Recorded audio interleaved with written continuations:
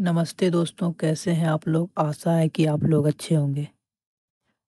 तो चलिए सीधा मुद्दा पर आते हैं कि कैसे कम्युनिस्ट विचारधारा गृहस्थ जीवन तक सीमित है और ये कैसे अधर्म की रेखा में आता है। तो इससे पहले समझना होगा कि कम्युनिस्ट विचारधारा कैसे उत्पन्न हुआ। तो चलिए कम्युनिस्ट विचारधारा को समझते हैं कि कैसे इसका उत्थान हुआ।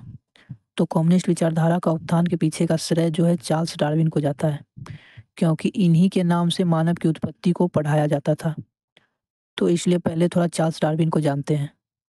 तो इनका जन्म 12 फरवरी 1809 ईस्वी को सूरजबरी में हुआ था। ये डॉक्टर परिवार से थे, मतलब इनके दादा पिता सब डॉक्टर थे।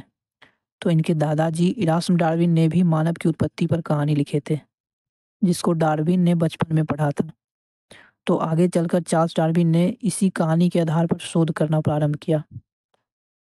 एक द्वीप से दूसरे द्वीप, दूसरे द्वीप से तीसरे द्वीप पर जाकर खोज किए और बहुत से सोच को प्रमाण के तौर पर रखा कि मानव की उत्पत्ति पहले साइनोबैक्टीरिया था, फिर फिश बना, फिर रेप्टाइल बना, फिर मैमल्स बना, फिर मंकी बना, फिर परिवर्तन होते-होते इंसान बना।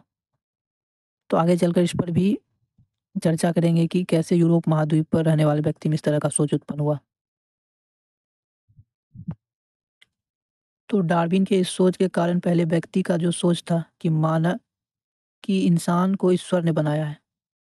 तो अब डार्विन के विकासवाद के सिद्धांत के कारण अब समाज में व्यक्ति का सोचने-समझने में परिवर्तन आने लगा, जिसके कारण आगे चलकर सोच कुछ इस तरह से हो गया कि पहले जब आदि मानव काल था तब सभी ईमानदारी से जीवन जीता था। किसी पर किसी का कोई अधिकार नहीं था। ना कोई राजा था, ना किसी का ज़मीन पर अधिकार था। कहीं से भी खाना लाया तो इकट्ठा कर आपस में बाँट कर खाता था। फिर समय के अनुसार सभी के सोच में परिवर्तन आने लगा। फिर ज़मीन पर, खाना पर, एक-दूसरे पर अधिकार जमाने लगा। फिर समय के अनुसार समाज राजतंत्र पूंजीवाद के रूप में उभरा।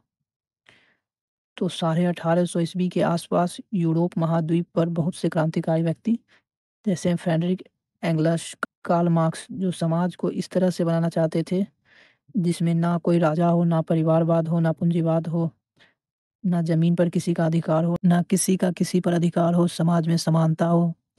तो समाज को इस तरह से बनाने की कल्पना कर रहे थे। और लगभग साढ़े 1800 ईस्वी के आसपास जो मज़दूर वर्ग का शोषण हो रहा था, पूंजीपति जो थे मज़दूर वर्ग का शोषण कर रहे थे।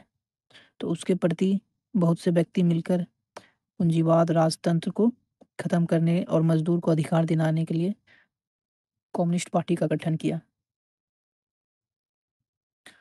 तो जैसा कि हम लोग ने जाना कि कैसे कम्युनिस्ट पार्टी का उत्थान हुआ,